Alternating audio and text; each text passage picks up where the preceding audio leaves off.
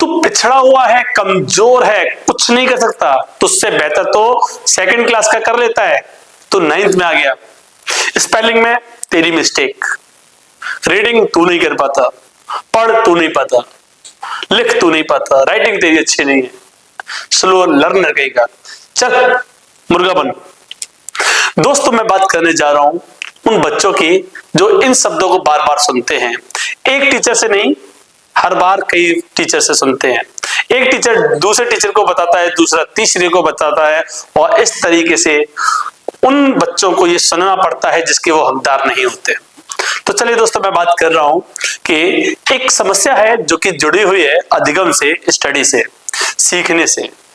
ऐसे बच्चे जो उसका शिकार होते हैं उनको जीवन भर ऐसी चीजों को झेलना पड़ता है। दोस्तों मैं सुनील चौधरी, सरस्वती विद्या मंदिर कमला नगर में टीचर हूं, और मैं देखता हूं कि कई सारे बच्चे ऐसे हैं जिनको कई सारी प्रॉब्लम्स होती हैं। उन्हीं में से एक प्रॉब्लम है डिसलेक्सिया, आज जिसकी मैं चर्चा करने जा रहा हूं। ये डिसलेक्सिया क्या है? डिसलेक्सिया है, कुछ बच्चे ऐसे होते हैं जो बी और डी, पी क्यू या एम डब्ल्यू ऐसे दूसरे अल्फाबेट्स भी होते हैं जिनको वो उसकी जगह दूसरा लिख देते हैं, पी की जगह क्यू लिख देंगे, बी की जगह डी लिख देंगे। ऐसे ही डिजिट्स में 1 की जगह 7 को लिख देंगे, 2 की जगह 5 को लिख देंगे, और ऐसा ही हिंदी में भी वो करते हैं, प की जगह फ लिख देंगे, द लिख देंगे, इस तरीके की चीजें उसमें होती है। वहीं रीडिंग करते समय पहली लाइन पढ़ी पैराग्राफ की और उसके बाद एक लाइन छोड़ दी, फिर तीसरी लाइन पर आ गए, इस तरीके से गैप कर देते हैं रीडिंग में भी।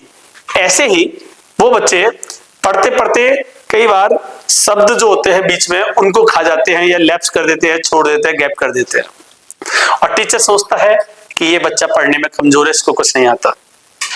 जब पहली बार किसी क्लास को पढ़ाता है और वो बच्चा जिसकी कॉपी बहुत अच्छी होगी, लेकिन जब इस तरीके के सिली मिस्टेक्स ऐसा टीचर को लगता है वो करता है बच्चा, तो नजरिया बन जाता है ये पढ़ने में कमजोर है, और उसकी कॉपी भी वैसी ही चेक होती है और उससे बातचीत भी वैसी ही होती है।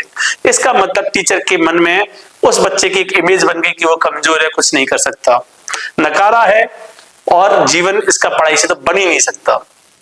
तो दोस्तों ये दोष बच्चे का नहीं, ये दोष उस टीचर का है जिसको समझना चाहिए था। टीचर फर्स्ट, अगर हम कहें कि फर्स्ट इन्वेस्टिगेटर होता है, जो ट्रैक कर पाता है, आइडेंटिफायर होता है, जो ट्रैक कर पाता है बच्चे को कि इसके अंदर ये समस्या है।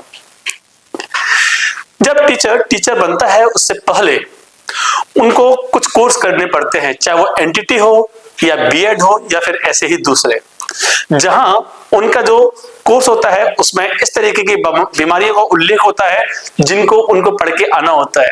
लेकिन होता क्या है, टीचर इन पर ध्यान नहीं देता, और क्लास में जब पढ़ाने बैठते हैं तो इन बच्चों पर भी ध्यान नहीं जाता, और ये वो बच्चे जिनको एडिशनल टेक्निक्स की जरूरत होती है, एक्स्ट्रा टाइम की जरूरत होती है टीचर के, वो उसको नहीं मिल पाता, और वो बच्चा कमजोर का कमजोर बना रह जाता है।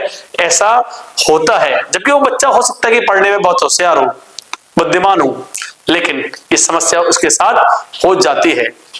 दोस्तों टीचर को ये समझना चाहिए, बच्चों को देखना चाहिए, परखना चाहिए, ट्रैक करना चाहिए कि उसको ये समस्याएं इन लेटर्स में, इन वर्ड्स में, इस तरीके के रीडिंग स्किल्स में प्रॉब्लम्स क्रिएट हो रही हैं, तो कैसे उसको ठीक किया जा सकता है। ऐसे बच्चों को अतिरिक्त समय, एक्स्ट्रा टाइम चाहिए होता है, स्पेशल अटेंशन चाहिए होती है, और क्योंकि वो बच्चे को समझ में नहीं आता और ना वो कह पाता है। तो इस तरीके की ये जो डिसलेक्सिया है, इस डिसलेक्सिया में भी ऐसा ही होता है।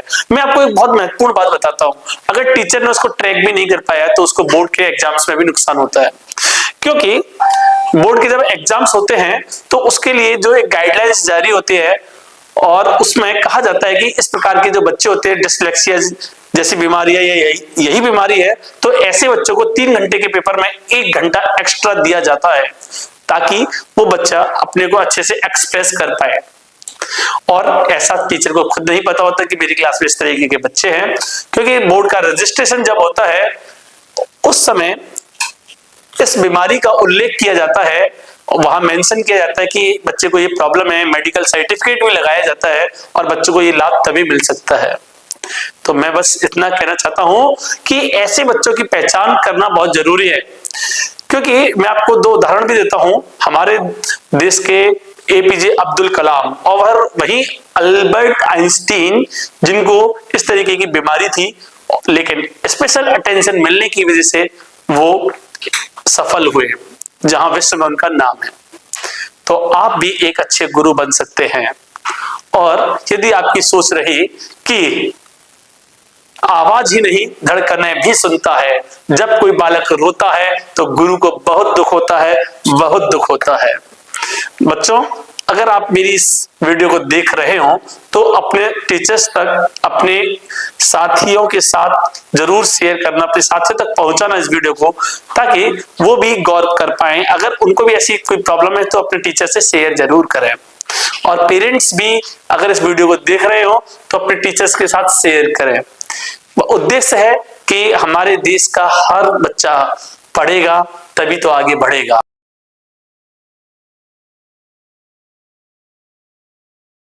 जय हिंद। हो गया?